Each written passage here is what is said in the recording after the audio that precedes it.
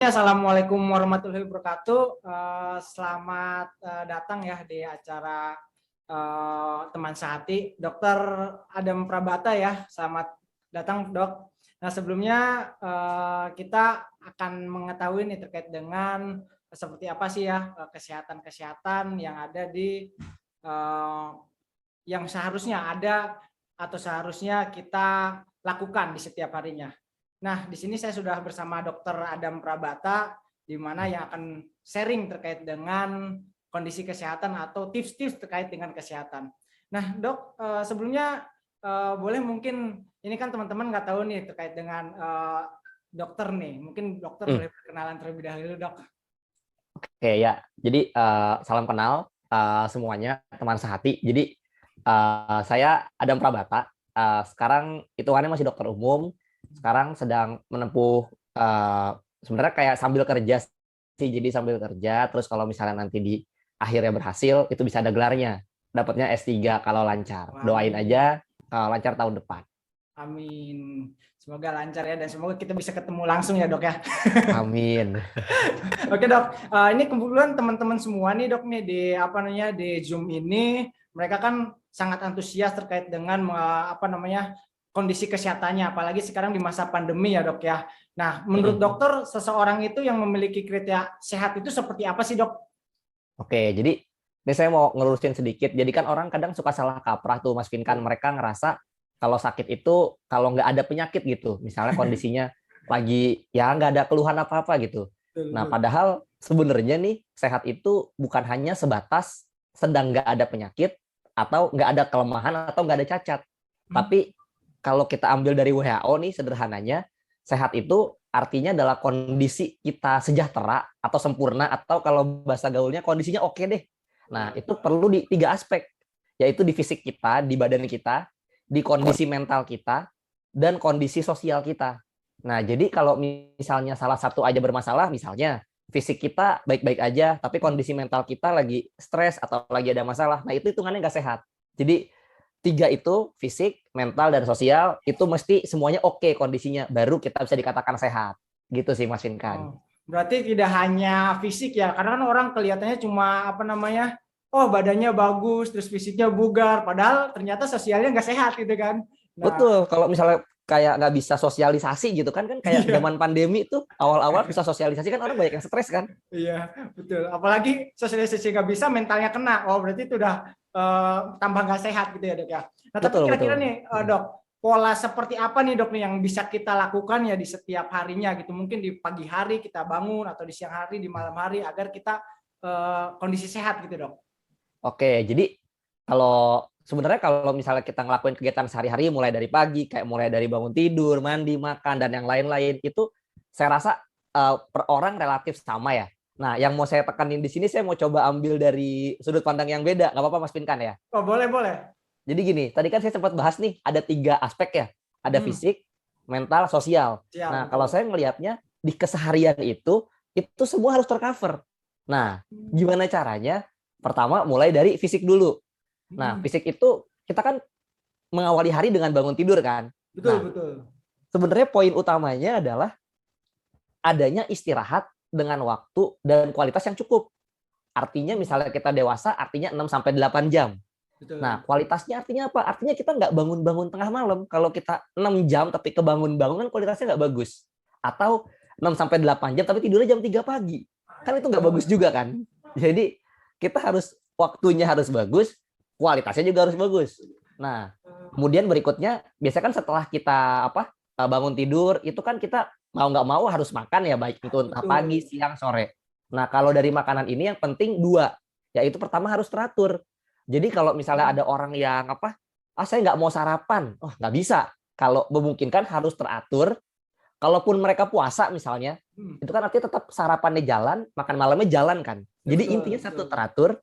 Yang kedua, gizinya cukup. Jadi mau itu 2 kali makan, 3 kali makan, bahkan ada orang tertentu yang sampai 5-6 kali makan, yang penting gizinya cukup.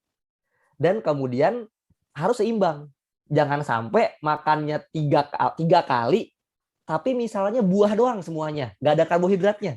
Kan salah ya. Jadi, iya, betul, betul. Jadi dari aspek itu mesti dilihat juga. Kemudian yang terakhir, aktivitas fisik.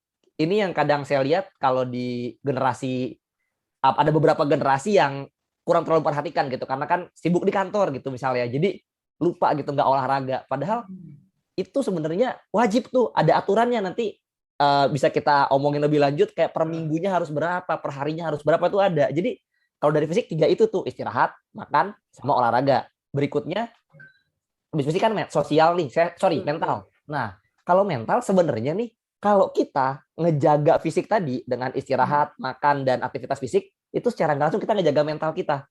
Artinya, misalnya, kita aktivitas fisiknya nggak jalan nih. Nah, itu secara nggak langsung kita mengganggu kondisi mental kita. Itu satu. Kemudian yang kedua, lakuin hobi. Jadi misalnya per hari sempetin deh, ada waktu-waktu buat ngelakuin hobi atau kegiatan yang menurut kalian menyenangkan. Jadi jangan sampai depan komputer aja ngetik misalnya yang programmer buat program gitu, tapi hiburannya lupa gitu. Jadi jangan. Dan yang terakhir, kan tadi ada fisik, mental, sosial. Sosialnya adalah jangan lupa untuk bersosialisasi. Tidak hanya dalam keluarga tapi di luar. Jadi kalau misalnya kondisi kayak kemarin ada PPKM segala macam, tetap coba kontak dengan orang lain, baik itu dengan online atau video call atau lain-lain. Jadi tetap sosialnya juga harus jalan. Jadi kalau yang saya lihat, untuk melakukan aktivitas sehari-hari itu tidak ada patokan bakunya harus seperti apa, tapi selama kita bisa menjaga kondisi tadi, fisik, sosial, mental, dan sosial kita, itu sudah cukup sebenarnya. Gitu sih Mas Winkan. Menarik nih, berarti bener nih, kayak saya pernah tuh mendengar tuh, kalau bangun pagi itu jangan bad mood, langsung semangat, biar ke bawah sampai pagi gitu ya dok ya? Iya benar. Karena tadi ya, yang penting tadi ketiga tadi ya, di mana fisiknya, mentalnya, sama sosialnya harus selalu dijaga ya dok ya? Betul sekali. Tapi kira-kira dok, untuk aktivitas yang bisa, kan itu kan pasti kan berhubungan sama kesehatan ya, kesehatan itu kan berhubungan kalau kita nggak sakit tadi kan berhubungan sama meningkatkan imun gitu kan. Nah kira-kira kalau secara segi kesehatan nih dok, apa sih aktivitas yang dianjurkan biar imun kita juga meningkat gitu dok? Oke, jadi yang pertama, kalau misalnya kita, jadi gini, kan prinsipnya segala sesuatu yang berlebihan kan nggak terlalu baik ya Mas Pinkan. Jadi biasanya jadinya imun itu sebenarnya lebih enak kita pakai kata optimal, karena kalau kerendahan kita kan sakit. Nah, kalau misalnya kelebihan, kondisinya hiperaktif misalnya, itu bisa jadi malah autoimun atau malah nyerang diri kita sendiri. Jadi biasanya kita pakai optimal. Jadi artinya dia ada di titik yang legit lah gitu, titik yang oke gitu. Itu optimal. Nah, aktivitas fisik, aktivitasnya seperti apa gitu. Jadi sebenarnya aktivitasnya mirip kayak yang tadi pertanyaan sebelumnya ya. Jadi selama kita bisa jaga istirahat, makan, dan olahraga secara teratur atau aktivitas fisik secara teratur, itu sebenarnya udah cukup gitu. Jadi untuk menjaga kesehatan itu udah cukup, dan untuk mengoptimalkan imun. Jadi kalau dari yang saya lihat sih aktivitasnya udah cukup terjawab di yang fisik tadi ya sebelumnya ya. Sebenarnya selama kita benar-benar memperhatikan itu gitu, itu udah cukup. Nanti untuk detailnya mungkin bisa kita lanjutin itu ya di next ya. Cuma intinya sih bisa seperti itu sih kayak pertanyaan sebelumnya. Oke. Oh, berarti sangat ini ya dok ya, sangat apa namanya, sangat penting sekali untuk menjaga pola sehat ya dok ya untuk setiap harinya. Nah, terutama di yang ketiga tadi ya dok ya. Nah, kan kadang nih dok, orang-orang itu kan berpersepsi itu untuk sehat itu harus berolahraga gitu kan, berolahraga sehingga dia sehat. Memang kan tadi dokter juga memang harus menyempatkan gitu ya dok ya. Tapi idealnya sendiri itu mungkin dalam 1 hari atau dalam 1 minggu itu berapa kali sih dok?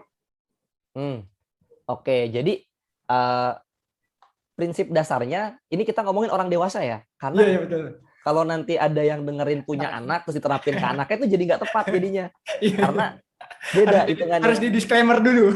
Harus disclaimer dulu karena beda. Anak-anak tuh butuh aktivitas fisik yang lebih banyak dari kita. Iya, lebih banyak dari kita, bisa 2 kalinya dari kita. Nah, ini untuk yang usia 18 tahun ke atas ya. Jadi yang di bawah itu jangan dipakai. Nah, ada minimalnya. Minimalnya itu 2 jam 30 menit. 2 jam 30 menit. Tapi itu hitungannya selama 1 minggu. Nah, itu minimal Mas Pinkan. Jadi jangan di-korting gitu, jangan didiskon jadi 2 jam atau sejam aja total, jangan. Nah, ada ininya Mas Pinkan nih strateginya. Ada strateginya. Jadi kan kadang kan kalau kita ngitung 2 jam 30 menit atau berapa tuh 30 kali 150 menit kan agak susah ya jadinya ya. Biasanya strategi yang dianjurin itu kita gunain 30 menit setiap hari. Oh, 30 Pilih menit tuh. 30 menit setiap hari. mau itu 30 menit full di pagi atau sore, kan kalau siang Indonesia panas ya, Betul. atau 15 menit itu di pagi dan 15 menit di sore. Nah, intinya itu biasanya dibagi seperti itu, dan biasanya strateginya dilakuin Senin sampai Jumat. Entah itu misalnya kalau kerja sebelum kerja atau setelah kerja. Strateginya biasanya kayak gitu. Nah, kemudian aktivitasnya seperti apa nih? Nah, aktivitasnya itu yang biasa dilakuin itu yang aerobik. Aerobik itu artinya gerak terus. Oh Jadi ya. bukan kayak angkat beban gitu, tapi kayak jogging, lari, sepeda, berenang itu silakan. Nah, terus kalau bisa itu olahraganya tuh sampai ke tahap sedang atau berat. Taunya dari Oh, mana? Nah, kan susah tuh taunya dari mana?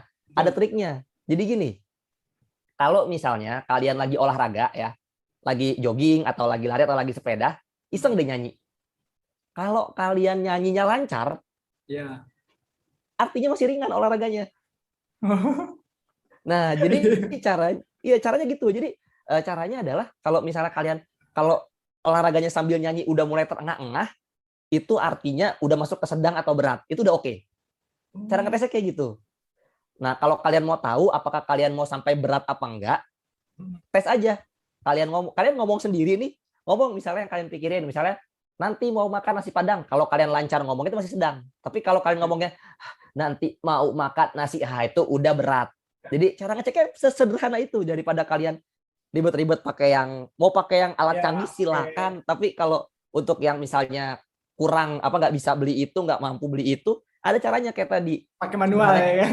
cara Manual manual, dengan iya yang cara sudah ada manual. gitu kan ya. Iya, Oh, menarik sekali. Saya justru baru tahu. Berarti orang-orang jalan olahraga itu pakai headset, dengerin musik, mengukur itu ya, Dok ya. ya kalau mereka tahu triknya bisa Kalau jadi kayak triknya. gitu. Nah, ini saya baru baru tahu nih sama Dokter Adam nih. Kalau lebih lama kayaknya saya bakal lebih banyak trik nih.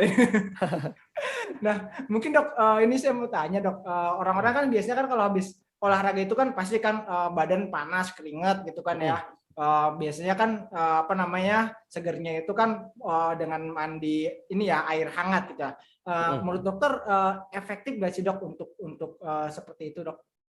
Nah, jadi gini nih, sebenarnya kan kalau misalnya habis olahraga itu kan mandi kan macam-macam ya. Ada yang bilang Betul mandi betul. air dingin, mandi air hangat, atau mandi air macam-macam lah. Silakan, ada yang variatif tuh diganti-ganti, itu juga ada triknya. Jadi gini sebenarnya, baik itu mandi air hangat, air dingin, ataupun yang diganti-ganti. Jadi ada Mas yang canggih itu di luar negeri, mereka pakai sistem misalnya kayak semenit air dingin, semenit air panas, semenit air dingin, semenit diulang-ulang. Itu ada yang kayak gitu. Nah, tapi sebenarnya setiap cara itu mereka punya keuntungan masing-masing sebenarnya. Oh, Nah, kalau tadi kan pertanyaannya Mas Pinkan kan lebih ke mandi air hangat ya. hangat Jadi betul betul. kalau dari studi atau penelitian yang udah ada, yang pertama kalau misalnya kita habis aktivitas fisik misalnya, Hmm. itu dia ngebantu untuk, kan kalau kita aktivitas fisik pasti kan ini ya apa capek ya, Ya kayak pegel capek. segala macam, ototnya kencang. Nah, Betul itu dia betul. bisa ngebantu relaksasi ototnya supaya lebih rileks. Itu satu, kalau mandi air hangat. Kemudian yang kedua, kan kalau kita olahraga itu kan kadang napas agak nggak enak ya. Betul Kondisi betul. napas agak nggak enak. Nah, itu ada satu penelitian, udah agak lama, mereka bilang kalau ada potensi kalau misalnya kita mandi air panas atau mandi air hangat, itu bisa ngebantu ngelebarin saluran napas. Oh. Jadi lebih lega napasnya. Jadi lebih lega ya napasnya ya. Betul, lebih Oh. lega. Terus, nah kemudian ada satu lagi. Kalau air panas itu, kalau yang air hangat itu, gini, kan kalau kita misalnya habis olahraga, itu kan Hmm. pasti mau nggak mau ada keringat. Mau Iya, nggak mau ada kotoran tuh, mau nggak mau pasti kan. betul Nah, betul. kebetulan kalau misalnya air hangat itu dia punya bisa untuk ngebuka tuh, memperlebar pori-pori. Jadi yang awalnya itu kotoran sama keringatnya itu ngumpet dalam situ, dia jadi keluar. Berarti Jadi kotorannya keluar gitu ya. kotorannya keluar. Jadi tiga itu sih yang utama dari kalau misalnya bisa aktivitas atau olahraga untuk mandi air hangat. Oh iya, saya mau iniin sedikit, boleh Mas nambahin Oh sedikit? boleh, boleh banyak juga nggak apa-apa dok. Banyak juga nggak apa-apa. Jadi kan tadi saya ngomongin ini, jadi ngomongin apa kayak manfaatnya gitu. Nah, Hmm. untuk yang apa air hangat ini, kalau misalnya nih ada yang perlu diwaspadain. Jadi kalau misalnya kalian lagi mandi air hangat, terus merasa kulitnya apa kering, itu suhunya coba diatur. Saya Oh, nggak tahu nih kalau di Indonesia gimana, tapi kalau di sini itu ada yang sistem kita bisa ngatur suhunya, Mas. oh ya, Kalau ya, saluran bisa air atur hangat. Nah, suhu jadi ya. jadi Kalau misalnya kita ngerasa kok lagi mandi kayak kering gitu, jadi malah kering banget, itu langsung segera diturunin suhunya. Atau misalnya kalau airnya udah panas, campurin air dingin dikit. Karena takutnya nanti malah iritasi. Karena kan kita kan kadang nggak semua orang pas mandi air hangat tuh ngukur suhunya berapa ya. Iya, betul. Kalau canggih sih ada alatnya, Iya, ada langsung ada meterannya. pengukur suhunya langsung muncul. Iya, nah kalau nggak ada, yang perlu diperhatiin dicek kulitnya. Kalau misalnya kalian ngerasa kering atau kok jadi agak kayak iritasi, itu langsung segera diatur suhunya, diturunin. Jadi karena itu takutnya malah bikin masalah di kulit. Oke. Itu aja sih yang perlu dipantau. Sebenarnya sih nggak ada masalah, tapi masalahnya adalah kalau di negara maju itu nggak terlalu diomongin, Mas. Tapi ini kan Indonesia kita ngomongnya. Betul, betul. Takutnya kalau nggak ada aturan suhunya kayak gitu. Gitu Betul. sih. Oh. Nah, itu tadi buat teman-teman semua ya, itu sangat bermanfaat juga untuk ketika setelah olahraga kita mandi air hangat ya. Tadi banyak sekali manfaatnya. Nah, cuman ini satu saya mau tanya nih, kadang-kadang Dok, mandi air hangat ini bisa mengatasi insomnia gitu kan. Nah, itu gimana Dok tuh? Menurut dokter, Dok? Oke. Jadi kalau buat insomnia sebenarnya gini, kalau misalnya dibilang untuk insomnia, maksudnya kalau untuk insomnia secara umum, itu bisa dibilang kayak nggak ada penelitian yang langsung bilang itu insomnia gitu. Nah, tapi adanya tuh mereka kayak, misalnya gini kan nggak semua, misalnya kita mau ke jalan A, kan ada jalan B, ada C, ada cara D kan. Nah, kebetulan nih dia ngambil pakai sudut pandang yang lain nih penelitiannya. Jadi penelitian yang ada dan cukup oke itu, mereka bilangnya gini, kalau kita mandi, ini kita ngomongnya mandi malam ya Mas ya. Jadi kalau misalnya mandinya pagi, ngomongin ke insomnia atau gangguan tidur mah nggak ngaruh. Itu nggak ngaruh. Karena pagi udah aktivitas ya Dok ya. Iya. Nah, yang pertama nih, sebelum kita ngomongin mandi air hangatnya dulu, kita harus tahu dulu kapan mandinya.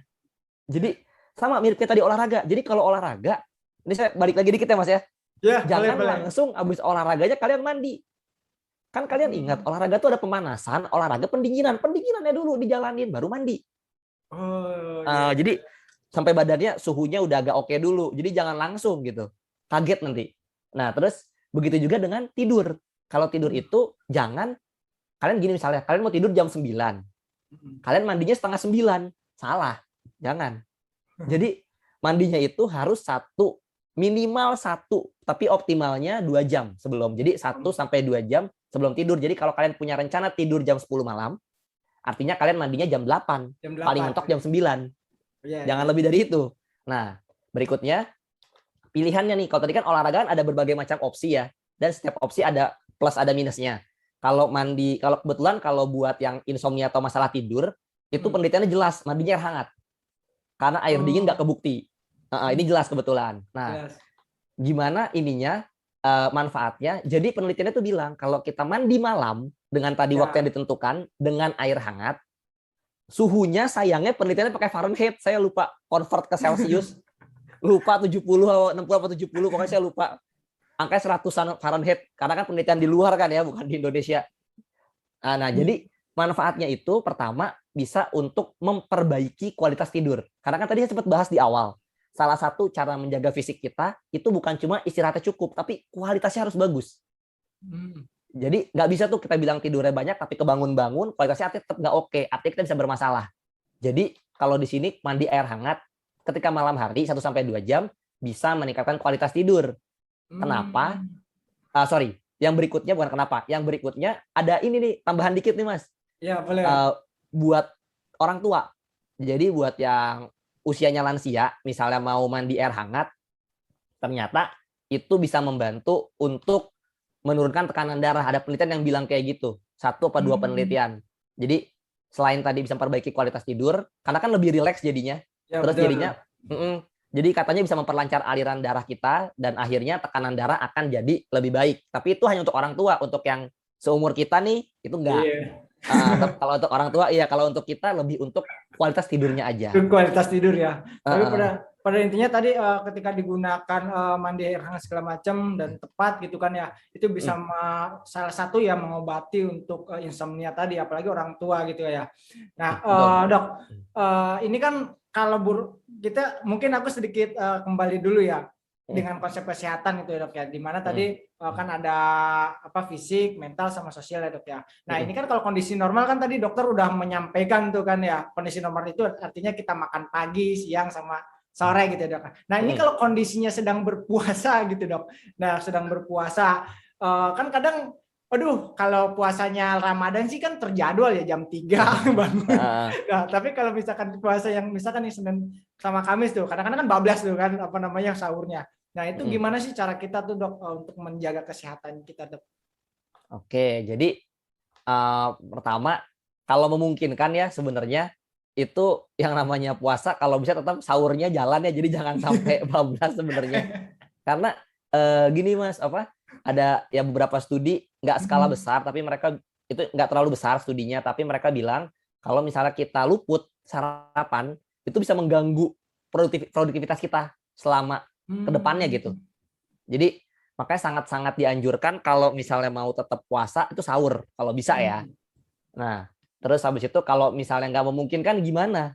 Nah kalau misalnya nggak memungkinkan misalnya bablas, artinya yang bisa kita jaga adalah kondisi fisik kita dan aktivitas kita. Karena kan intinya kan gini, puasa itu kan kita sahur, itu kan masukin kalori. Betul. Nah, kemudian kita kalorinya keluar ketika kita aktivitas kan. Ya. Nah, kalau nanti misalnya sampai buka itu ternyata kalori yang keluar jauh lebih banyak daripada yang masuk, itu kan bisa ada akibat tertentu kalau misalnya jauh lebih banyak ya. Tapi kalau memang secara umum yang kita harapin sebenarnya kalau misalnya kita lagi puasa itu memang kalori yang keluar jauh lebih banyak. Kenapa? Karena mungkin Mas Vin kan tahu obesitas ya, kegemukan. Tahu. Atau diabetes, sakit gula ya. Betul. Nah itu yang dengan puasa itu sebenarnya bisa kita bantu gitu, bisa kita turunin. Karena kan kalau kita puasa nih misalnya, itu kan nggak ada makanan masuk, artinya nggak ada gula, nggak ada kalori kan.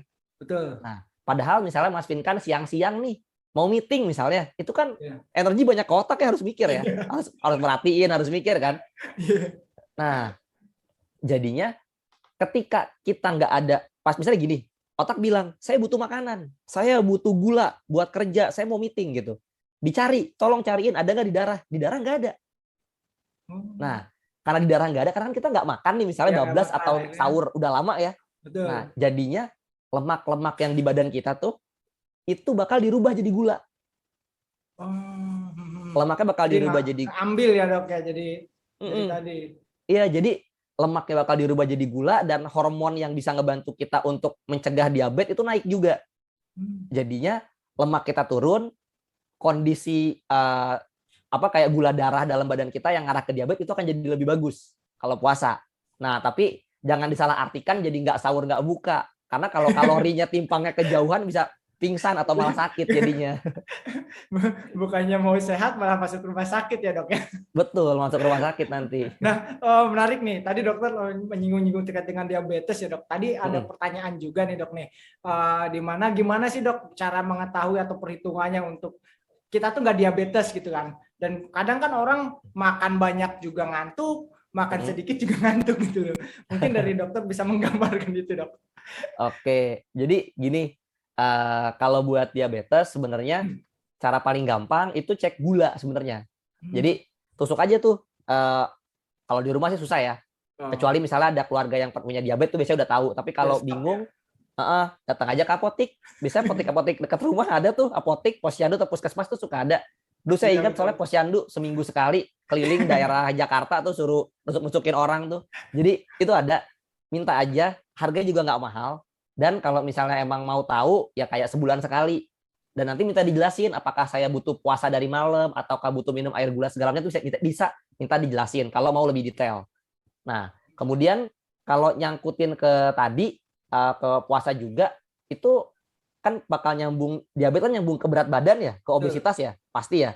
Nah, kalau berat badan itu kan kadang ada yang suka ngira-ngira kayak aduh, saya nih gemuk nih. Padahal tahu dari mana dia gemuk, tahu dari mana dia obesitas kan? Ya, betul, itu kan suka gitu kan maksudnya. Tahu dari mana? Terus suka mikir sendiri, jangan-jangan saya gemuk nanti gulanya tinggi gitu. Padahal tahu dari mana kalau nggak diperiksa kan? Nah, kalau tadi gula kan jelas ditusuk, darahnya keluar, diperiksa itu hitungan detik selesai. Nah, kalau misalnya berat badan itu tinggal dihitung. Caranya adalah berat badan kalian nih dibagi tinggi badannya dikuadratin. Berat Jadi badan misalnya dibagi tinggi badan dikuadratin tinggi badannya. jadi berat badan bagi tinggi badan kayak gitu sih. Kalau mau rumusnya gampang. Jadi misalnya berat badannya 60, tingginya 160, 60 bagi 1,6 jadi meter. Jangan di senti. Oh, jadi diameter. 60 bagi 1,6 ada hasilnya di kalkulator, bagi lagi sama 1,6. Nanti ketemu hasilnya. Nah, kalau misalnya angkanya, ini kita ngomongin Indonesia ya, jadi nanti kalau kalian, ini nggak soalnya gini, Mas Pinkan, kalau ada orang yang suka nyari ini di internet, ntar Iya. mereka keluarnya beda. Karena di Amerika sama di Asia Pasifik angkanya beda. Nah, kalau di Asia Pasifik, kita kan Asia Pasifik nih, Indonesia, Betul, itu angkanya Indonesia. 25. Kalau kalian ketemu tadi berat badan bagi tinggi badan di atas 25, kalian obes, kegemukan. Tapi kalau kalian ketemunya di bawah 25 itu masih aman. Kalau bisa di angka 18 sampai 23,5. 18 setengah sampai 23,5 itu yang aman. Ya. Kalau udah 25 ke atas itu udah agak bahaya. Itu sih kalau dari hitung-hitungannya. Berarti kita juga harus ngelihat standarnya dulu ya, jangan sampai standarnya kita nggak dilihat terus sudah memprediksi oh kita obesitas, jangan sampai gitu kan. Kebanyakan kita gitu kan. Iya. mau nurunin berat badan tapi nggak tahu turuninnya sampai berapa. Nah, bener banget. Betul ya, Dok ya? Oke, cukup menarik nih. Tadi juga ada yang sempat bertanya, Dok ya. Kan kadang nih orang itu kan punya rasa malas ya, Dok ya, gitu ya. Rasa malas ini juga kan kadang orang persepsi, rasa malas itu juga merupakan kondisi yang tidak sehat gitu kan. Nah, dia juga kondisi yang apakah rasa malas ini biasanya orang bermindset itu karena mindsetnya atau karena lingkungannya atau mungkin karena finansialnya gitu kan. Nah, mungkin dari dokter ini seperti apa sih, Dok? Apakah berpengaruh gitu hal-hal tersebut, Dok, untuk ke rasa malas ini gitu loh. Oke, jadi kalau secara umum emang kayak yang namanya tadi mindset, lingkungan, atau jangan-jangan ada genetiknya sebenarnya, karena kan kita nggak pernah tahu tuh masalah ada sifat. genetiknya juga ya? Jadi gini, jadi penelitian tentang itu tuh cukup banyak kayak yang memprediksi jangan-jangan sifat kita, perilaku kita sehari-hari itu ada dipengaruhi oleh genetik gitu. Meskipun belum sampai ke kesimpulan ya, tapi ada prediksi nih jangan-jangan tuh diturunkan gitu. Kita kan nggak pernah tahu ya. Iya, Jadi bisa aja, jangan-jangan genetik, jangan-jangan dari mindset sendiri, jangan-jangan dari kode, faktornya banyak banget. Nah, saya bahas sedikit di sini, itu sebenarnya ada yang namanya sedentary lifestyle. Pernah dengar nggak, Mas Vinkan? Apa tuh, Dok? Jadi malas itu nih, kalau kita mikir malas, ternyata itu bisa bahaya buat kesehatan, Mas. Jadi mempengaruhi mindset gitu ya? Jadi kalau misalnya kita punya mindset malas, terutama nih kan kadang suka orang malasnya jadinya malas aktivitas. Oh iya, betul. Kayak nggak ngapa-ngapain, jadinya kayak kerja, duduk, sampai rumah, pindah ke sofa, sambil makan, sambil ngemil, nonton Netflix, terus habis itu tidur. Pagi gitu lagi kan. Nah, jadi gini, itu penelitiannya udah cukup banyak. Kalau misalnya kita males, terus kita jadi ke sedentary lifestyle, gaya hidup yang nggak bagus, itu resiko kayak namanya sakit jantung, diabetes, darah tinggi, kolesterol, itu akan naik banget. Dan bakal naik, bener-bener naik banget. Dan kalau kita nyangkutin sedikit ke pandemi sekarang, kalau kalian gaya hidupnya kayak kalian mindsetnya males nih, terus malesnya ngefek ke aktivitas, kalian sedentary lifestyle, kalian punya penyakit-penyakit itu jadinya atau berpotensi.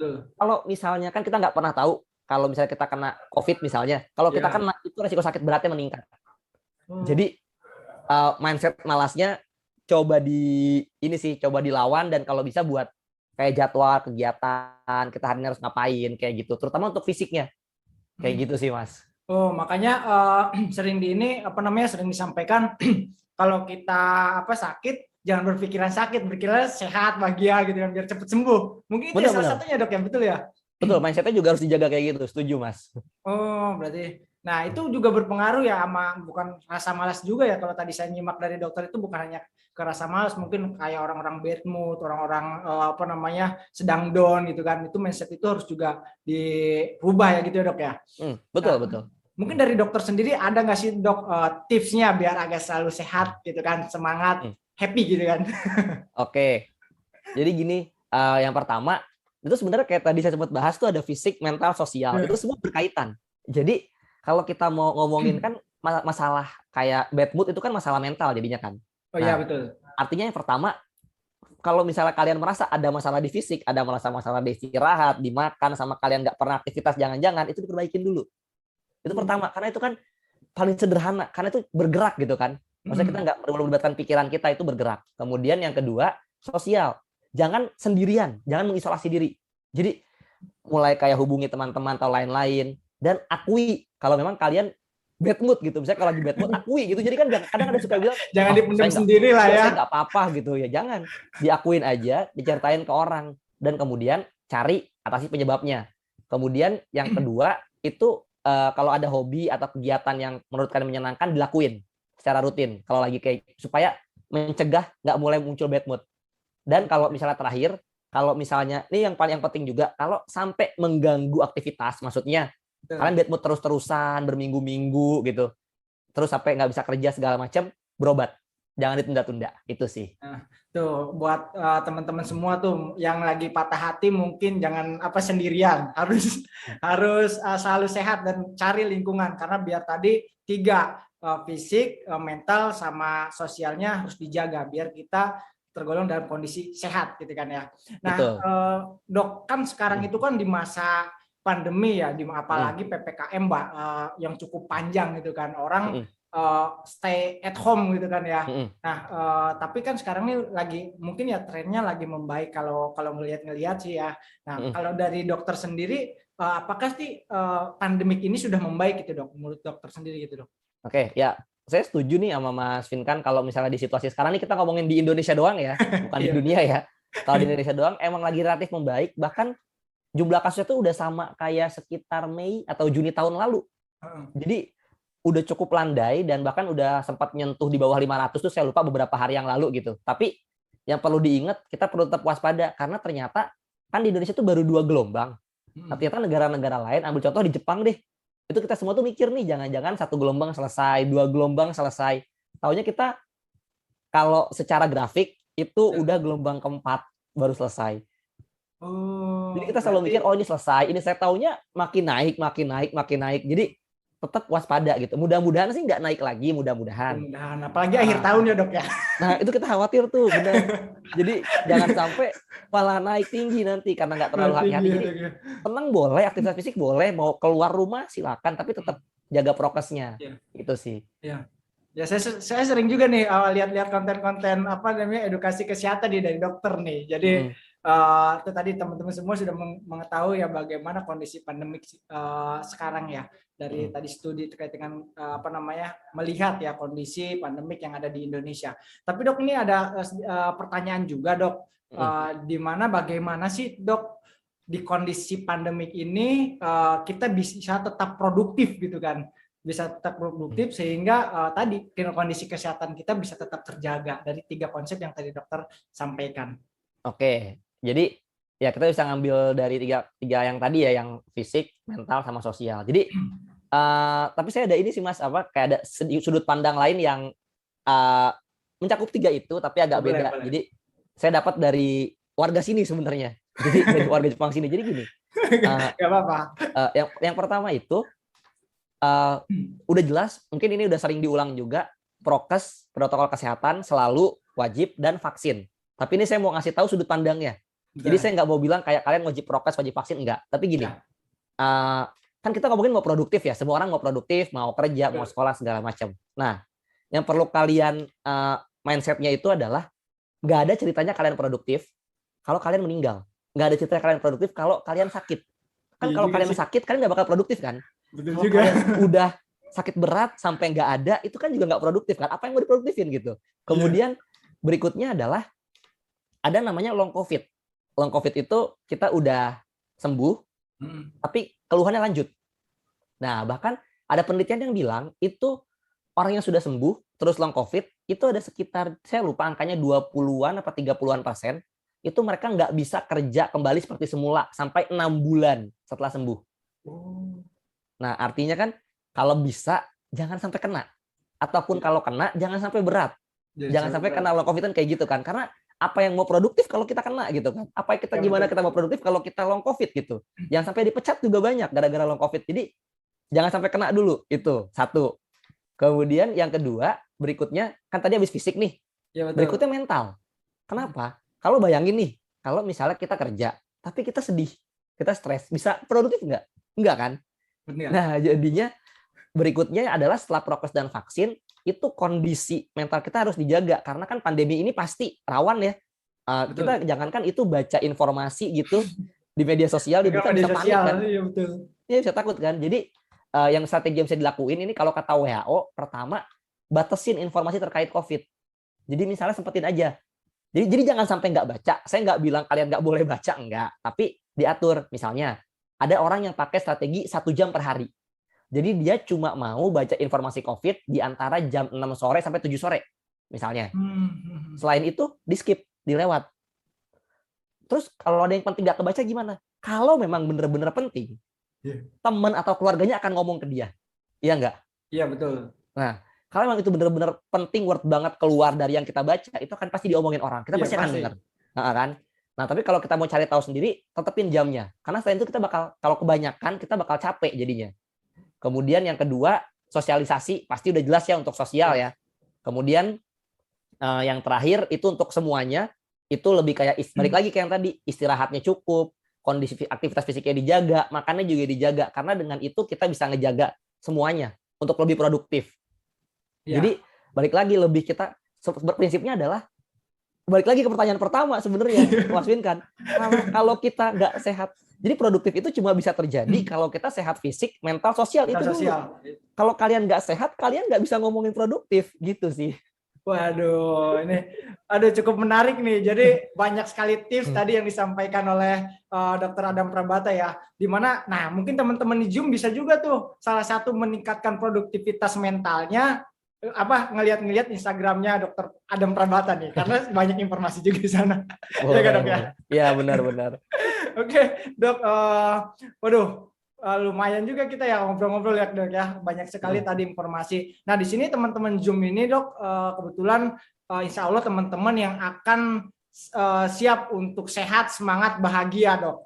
Nah di mana mereka ini teman-teman di Zoom ini nih yang ikut itu sudah memposisikan di mana mereka itu harus sehat gitu ya. Dengan mungkin tadi sehatnya kita rubah mindsetnya dok ya, dengan yang tadi dokter sampaikan. Nah mungkin nih dok, terakhir mungkin dari dokter ada closing statement dok nih buat teman-teman semua di Zoom ini agar teman-teman semua di sini bisa semangat, sehat, bahagia.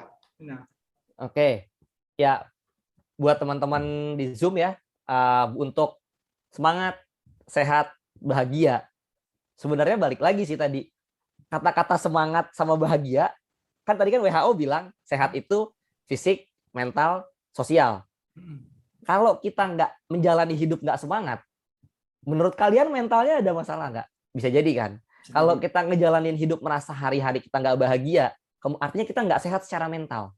Jadi sebenarnya kalau kita mau sehat, semangat, bahagia, itu kita harus memperhatikan tadi si pengertian sehat tadi yang tadi di awal banget kita obrolin. Jadi benar-benar dilihat apakah kita udah sehat apa belum. Maksudnya jangan cuma merhatiin fisik doang gitu kan. Kadang ada orang yang mikir kayak, saya nggak ada apa-apa yang diperhatiin cuma fisiknya doang gitu. Jangan cuma perhatiin fisik aja, tapi kita perhatiin mental juga. Artinya mental tuh ya balik lagi tadi, semangat iya, bahagia iya, dan sosial kita juga perlu diperhatiin. Jadi jangan sampai kita nggak interaksi. Karena untuk menjaga kondisi kita tetap bahagia, semangat, dan sehat, itu tiga-tiganya harus dijaga. Jadi jangan sampai kita cuma memilih salah satunya gitu. Kayak cuma, saya maunya fisik aja deh, tapi nggak apa-apa mental saya bermasalah. Itu artinya kalian nggak sehat.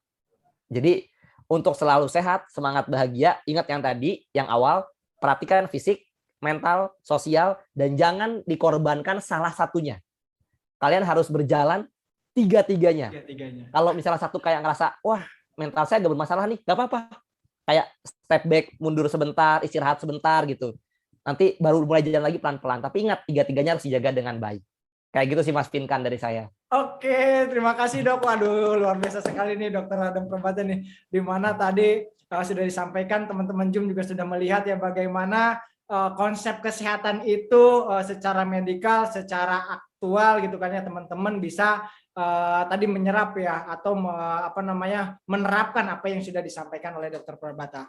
Nah, sebelumnya tadi saya garis bawahi ketika teman-teman mau sehat, ingat 3 sehat fisik, sehat mental, sehat sosial, dan jangan salah satunya, tapi tiga-tiganya harus jalan. Begitu ya dok ya. Betul. Dimana teman-teman akan dikatakan sehat secara sempurna gitu kan ya. Nah semoga di lain kesempatan nih kita bisa bertemu lagi ya dok ya. Sebelumnya saya ucapkan terima kasih dok, luar biasa sekali talk show pada hari ini. Mudah-mudahan kita bertemu ketika di Indonesia dok ya. Amin Mas Intan. Amin ya kan. Dan semoga dokter juga lancar selalu kegiatannya dan sehat selalu di sana. Terima kasih dok sebelumnya atas waktu dan kesempatannya. Sampai jumpa di Indonesia. Ya, sampai jumpa Mas Intan. Terima kasih dokter. Mungkin aku lanjut lagi ke sesi berikutnya. Oke.